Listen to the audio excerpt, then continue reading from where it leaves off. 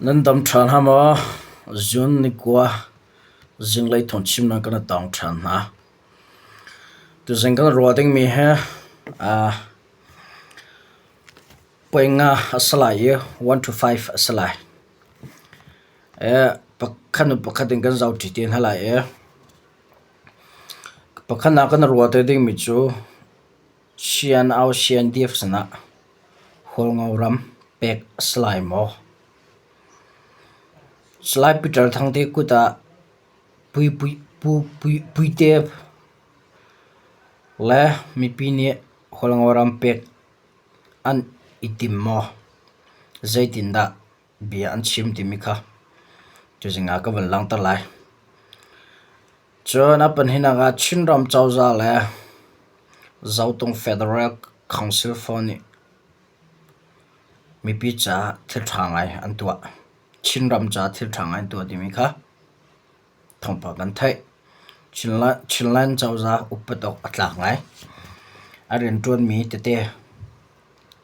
kavan lang tar te lai chona pathumna ka kumkwa ngak chian nut lai hremin athatua anlung hrin min ha minong porya chu ni antlai na ti mi thong kan thai ngak chia kumtling lau atlai hrem tu anum than hoi apali na ka chinram te lai Myanmar ramhun kipa ropi petlai in asur khawmi asicha tilian le lei min achok thang khaw ma ko hi petlai in atang lai ropi lai in azau thiam min hani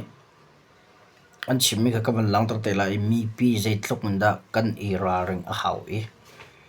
kan film khor haw ti mi ka kan zau te lai apanga na ka Yangon le Mandalay Lampia SSC ra rang vanlong thiri cha thila phurmi tlai motor tlai ase thompan thangai kan thai ka zong ka kan van zau te hala tu zeng pakhaten tu zeng zong ka zau than halai ka chimton ban tu kan khan thompan song kan lul hana ni fatin lai hol te eng thongpan thai ping nan du ve a chun kan YouTube channel he subscribe tu an rakam bom veng ti me kha so masan ha ka do okay asia chun pakhana ka lut nala pakhanak chu CNDF za house na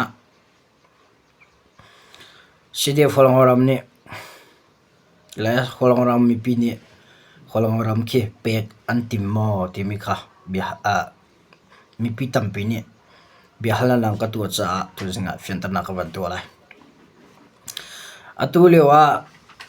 holoram la sian au sian def boi nak cha alin sanga metal ka nak le metal ka na cha umri lawi metal cha pukri law asna in company ka la kutum kuntala cha ivok nak le ivel nak cha achuak kutum men na thuan ha ya na phom na hol ngoram le nian tai na sian def pon hu an sauthan metal cha pok ri la metal apok ti la ma tim cha ka thaila ka zon he zai da chim ko ban du tia chun hol ngau la sian au sian def boi na kha thla se chang le company ka la boi na ka zai da apple ti mi cho hei lang tat lem haning no hei chim lem haning lo aron chu ka chim diga chiu khani holngoram na tan sisira kap na tan hati mi bia de kha chok asana in aleng lai diong ka ban chim la namma tu ni kha a phi chho te kong lo atu tan company ka la boina he CNDF area la control area or flam alak mia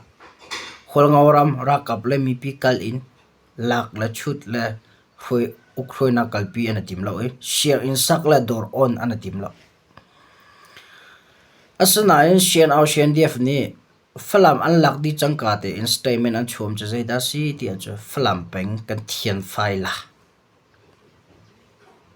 flam peng kan thian file ti mi statement cha than an chwa cha than chwa long slo in an shui tu an lobby poli la ni interview an tu nak na flamping kan thiang hlim lai tin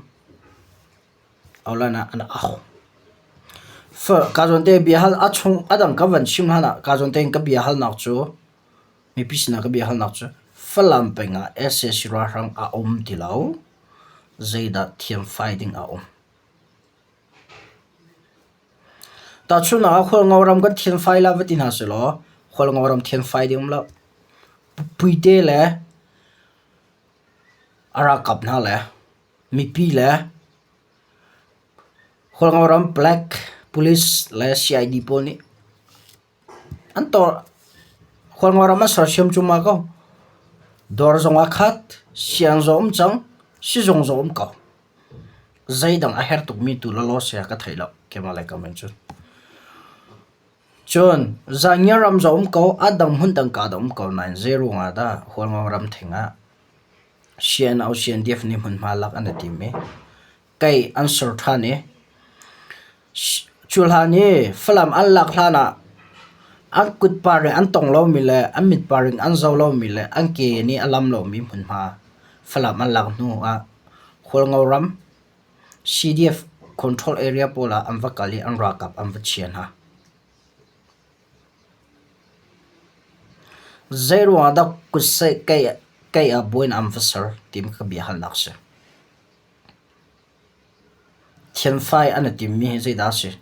statement an chom zai da si hol ngawaram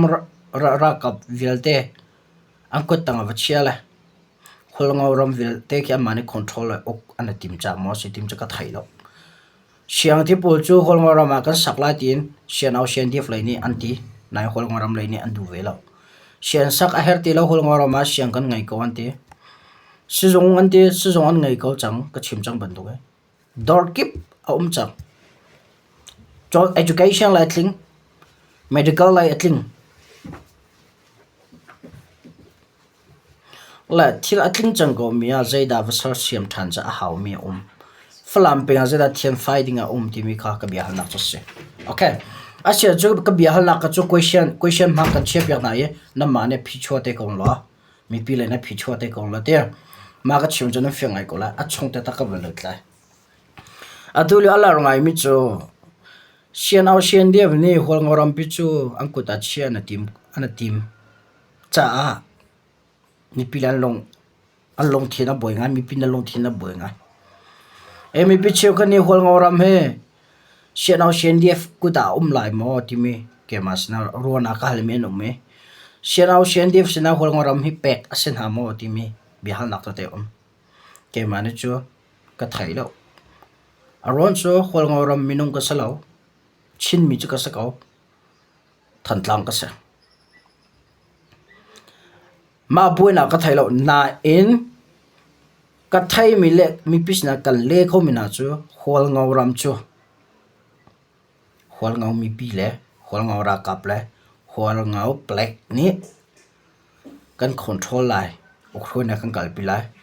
zai ban tuk minung sin a hana kan pe la lo aram kan thok chang ban tu ge adong tiang kan sor sim lai i arau char chang mi hol ngauram ki furpia thala arau char mi ram furpia achor tham ban tu gen me online kut tangi achar chang mi hol ngauram ke mi pi cha federal democracy mu khonak da kan sor sim than lai i kan chor tar than lai a thi chang mi ram la ve te kan nun tar than lai a thi chang mi education lai se lai medical lai se IT lai kam se adang lai jong than chau tar lai kan ni chu lai leng pi shishira kap ni an lak che mi e le shibi ni akan chut shishi chinlan chau za la mi pira kap ni am pek kan tila ma nu an tol tak man to kan ni chu hol ngauram chu shibi chongtel kut a kampe la lo kan thisan la kan nun nak kan chok mi hol ngauram recordar chu kan mani ahram kan thok ban to adong tiang kan kil veng lai ti mi kha hol ngauram la holanga ram mi pi le ra kap le black le cid adang dang ni an se chi mi se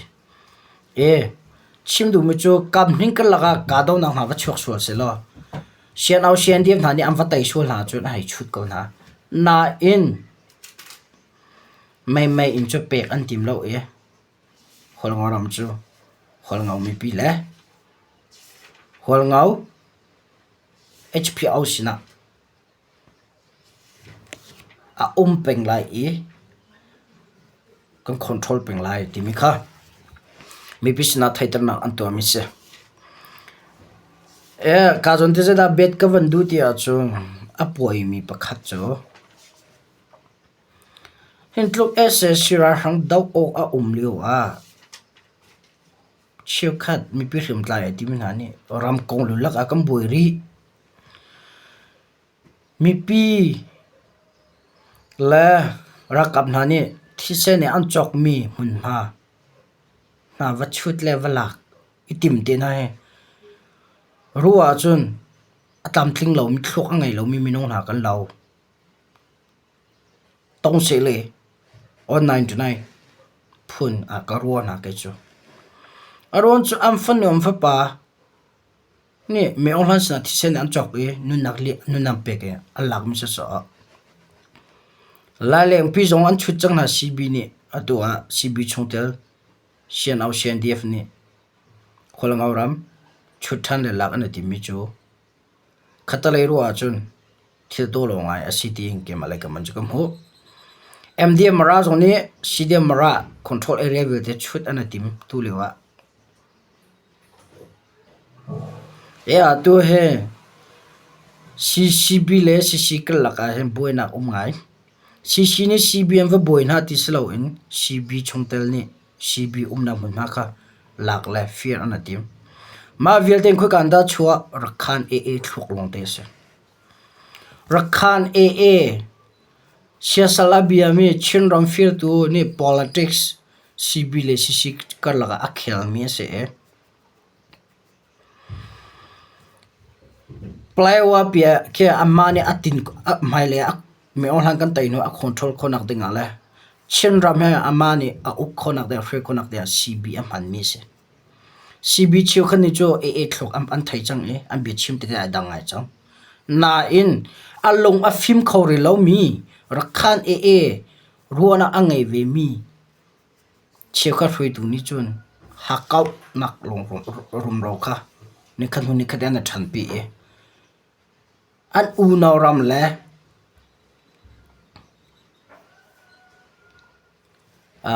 ngai mi lak la chut anatim ne bible zo chang mi se able le kan ka zau kom hano kan ni abel tha ja anha chu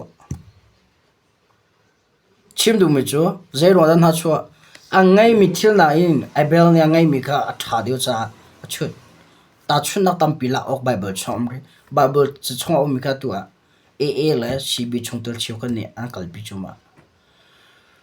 kan chinram chong he farsi mi phun an umro lo ka ti na in farsi mi phun kan tam ngai a leng lai in le online chunga chum pathian kan ti biak in chunga chu pathian kan ti biak in lenga chun kan aw mi kan pathian mai man khap ding sala kan tu sarnak le pathian kan ti mi ai dang atulo foi tu cheu khat tha te kho kan tu ka ha biak in chong vela pathian hai ti online chonga pathian hai ti thlok in chu pathian cha thai ngai tong nun na ka le tu sarnak ka pathian in du nak inun pi lo pakhat ma khapol tu la politics a khel mi tampi kan chan ni zak ngai kan se pathian mi zo aw ngam ding sala bian zo pu ngam ding sala kan tu sarnak la kan nun ai dang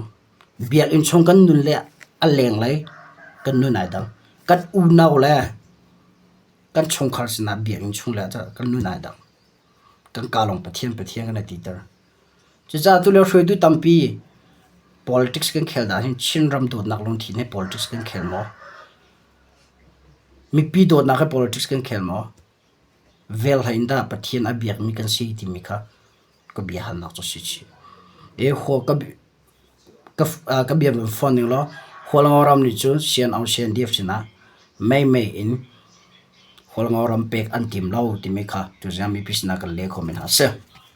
okay number 1 chuma versal number 2 ka lut lai number 2 chu chinram chawza le zautong federal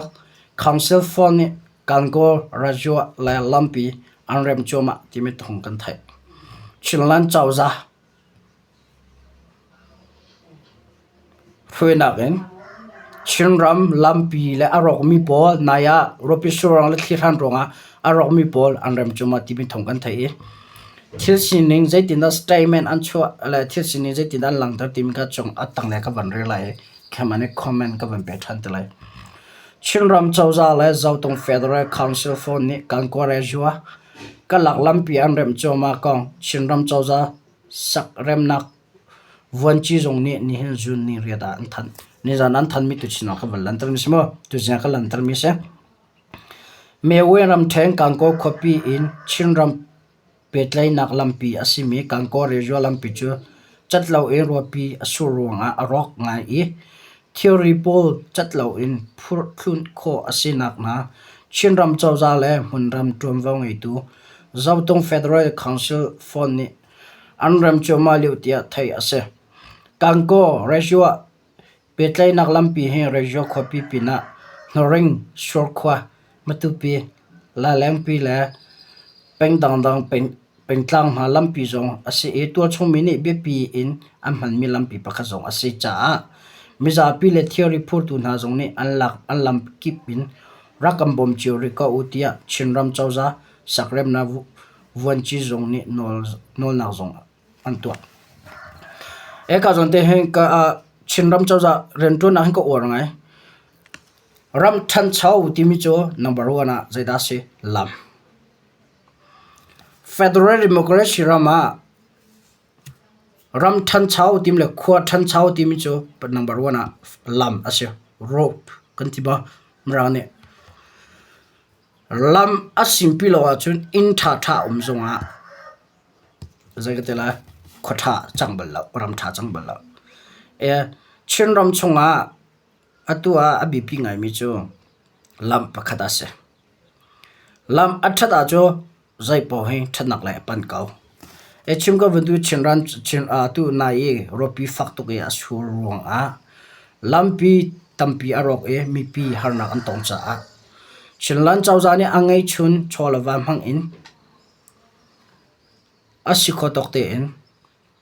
chin mi pi chare na tun mi thong thai tiga upat ok ngai atlak e respect ok ngai atlak ti mi kha tu zinga vunchim chi kadum yasa chinlan chawza pi zong thacham bom na uslo federal democracy zong chinram rakam hu pi ko se ti mi zong kha mi pi zong ne thacham chi na o se ti mi kha van som chi kan dumin ha se okay se chu number 3 pathum na ka lut na lai kumkwa ngak chia nu tlai rem in athatu a anlong sen mi na menong poriat chu e ni an tlai na ti me thong kan thai atlai du e he antlai suala atu mi sual na tlai anatlai kan tila cho rakhan e cho tu chin brotherhood e an lobby ampu ase ani ni chinrama ma amalila ni chin mi pia kan tlai rem na in rakhan rama achang mi tlai rem na konga ama tu ni misol atlai na misol atlai kan tila cho thil chan ning ka zau tu la tang la ya rakhan ram ko miu bai peng nar phiu khwa to chung menu ngachia kum kwa tlai remina thatua an lungsin min ha minung priat chu an tlai na i dantan na pek ding in tim hlam nak an ngai leo kong rakhan rakap in chim nak nol ngai tu khan thu kha ni achim kumtling lo ngachia atlai remina thatua an lungsin min ha chu law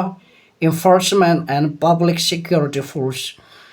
DLEPS ni antain ha I membai copy sakhana pha 60/2025 penal code 302376 in taza an chulion ha tia thai ase alwan chia mai 6 akan kumkonga chenu pakhat chu antlekhem tu na ni an tha I arwak chu pharphyo khwa pong thengkong pakhata ama le ama shi in a ok that mi bantuk in an thlai tia rakhan ra kap thong lakna thrampi ni an chim heng ko pe tlai in a chim nak no ngai tu khan thu kha ni chun DLEPS ni thilsual atu tu a longsin mi na menong pariat he an tlai khon na nak dinga pumpak in se phu min se alam kipin achol changi akambom chantu tol chomi nan dilak chonga kani lom tok tia an chim eka zon tia a khatalai ruwa chon an tu sam na ha thangai civilian chonga hibitu tlerem nak la thano nak tu angkol hai tlai dinga an longsin min ha parit an tlai chang ha asana rakhan e thil tu sara min ka jaka long thlin long mi pakhat chu kan chin ram viala chin mi zo kan akan tlai rem akan that kan biak na zong akan thok piak kan pastor tia kan vok piak chumo chin rama na asana rakhan ram achang mi thil bia te tan serious ngai kan chin ram achang mi chu zai ang rela ya an tu sar na ke zong por thlai ha khat mi se an long thin mo mep ne rakhan ti pol ni chu a zakatela long thin thang ai mi phun an salo e ramzan nei wa min salo rakhan he ara kap cha tam ko nai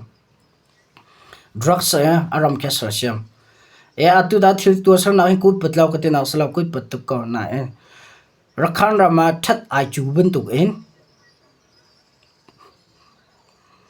chin ram zong ha that I chu se la chin mi pi ni kan do diu lai kan ram diu lai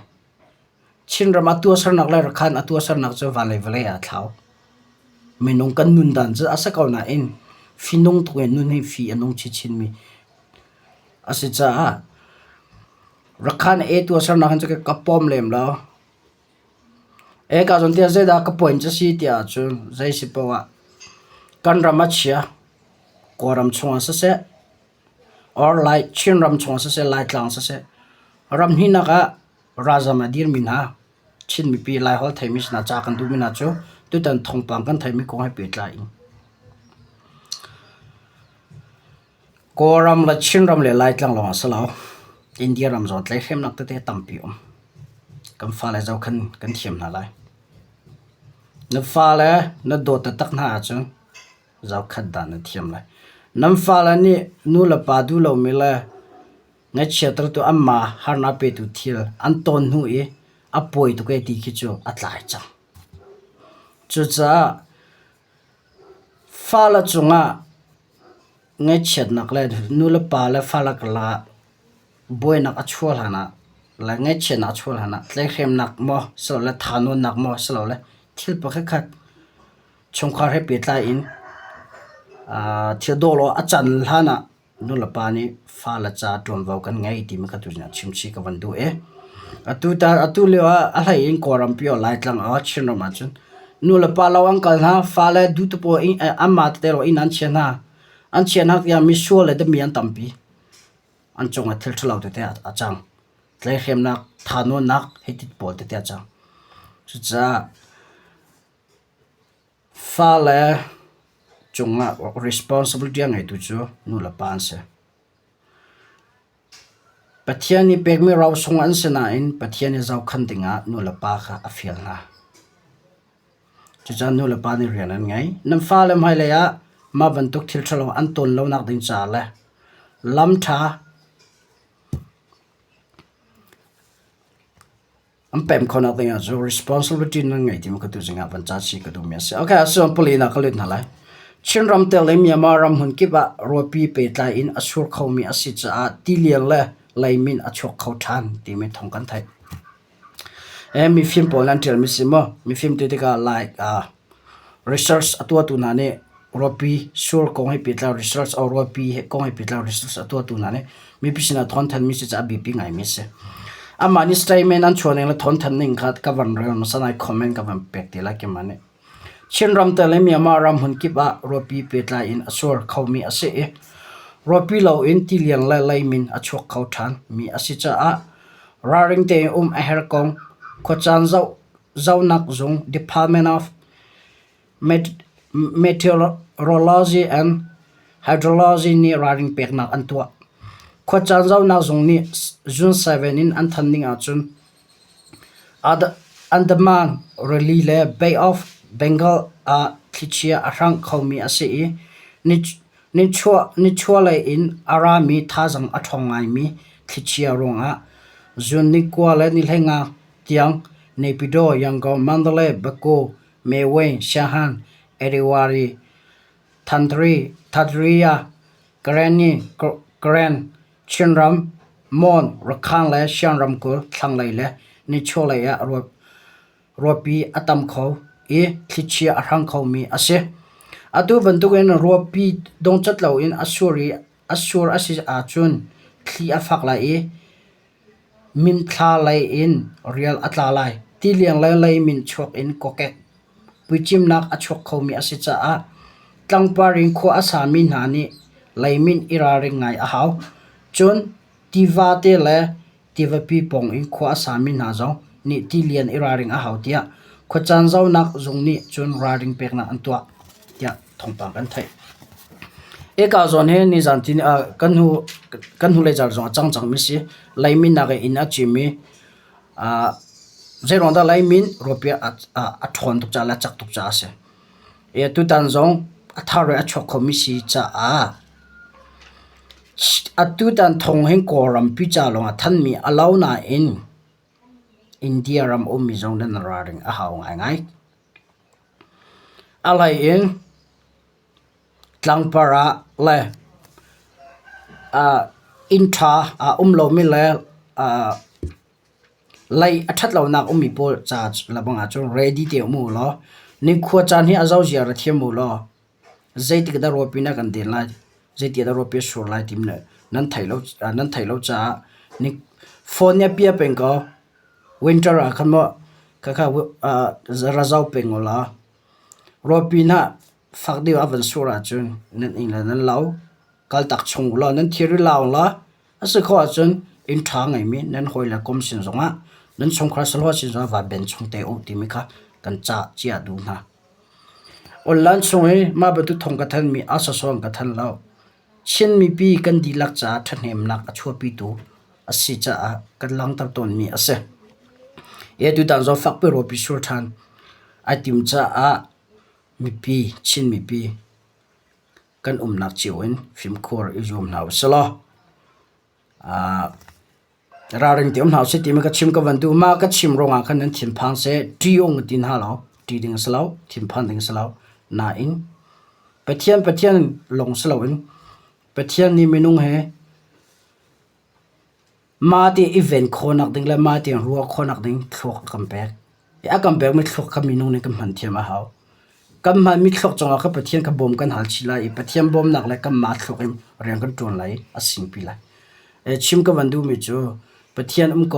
ko ti long selo in pathian ni ven khonak la man khona thlok kam pek mi kam han je thim naw sala ni khwa chan hi atha ti lo cha film kho la raring te kan her ti mi kha ban chim chi ka du mes aga adonak big akan lut na lai Yangon Mandalay Lampia Vanlong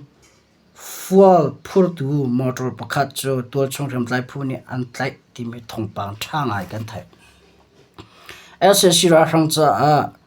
Vanlong theory aphur mi pi ra kap ni an tlai ti mi thong kan thai thil sin ya tang lai kan sau tu na lai Yangon Mandalay Motor Lampia Namsang SSC van ra kap cha Vanlong Fual aphur mi motor pakhat cho tol chong rem tlai phu ni an tlai I motor khal tu SSC ra kap ni zong an tlai chin ha ko onsalan net mo rem tlai phu in trom wong ai pakhani achim ni he zun ni riat ni zan lai an tel mi kha tu jeng lo ka van lang tar mi se mo det kha ai dang cha phu dang ko thlang la jeng lai nak mo peng highway lampia kalmi Vanlong Fual Phur tu SSC motor 2B 8525 cho Yangon Mandalay lampi meng thong zanhing le somruk le pani ponga chaklet nak an tlai to chong khem tlai phu ni an tlai mi motor cho to chong mi thanon nak cha amhan mi Vanlong full phur tu ase tu zinga kan tlai vanlong full akhat e a phur tu ase warrant officer min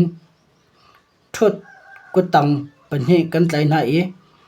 kan chalhat na kan check hlet na kan ra kap chua amhuna mun am phan di chang tia onsan lan nawa hramtlai phu in to wangai pakhani achim e ka jon te kha achar kha kavani har paron chu anni lai min la kho pol min kha van har ngai cha nang ka thai thiam pala e ka jon te da comment pe ka van tu tia chu ss sira ram valong ka nak valong theory ti pozo tlai thuma sa chang arau lana ani la chan chu kan chim khalau khopi jon nam thuma sa chang lai chan kar laga boina umlo e nai ban tu gen tilian ha chua lawa chun boina umlo chun arau lana nam asa chang nam thuma sa chang lai cha mi pi kan long dong ha se kan ra kam na tu tha jang pe kan ha se ti me kha chim ka van tu chim ya se okay asia chun tu jing kan ro khom chuma bi se lo bi chim horela chamba na tampi ka ngai ton ka ngai ban tu gen nang ka thai thiam lai ti mi zong kam ne no du na tu jing thongpang ka thai mi chung thongpang ka than mi chunga hom han zom cho na kum lao ni so na kum lao dot nak le zom ro na khe ka than mi si cha athan na tu nang ka lak pek lai dia ka ro ka okay have fun guys zan le kan ton thana lai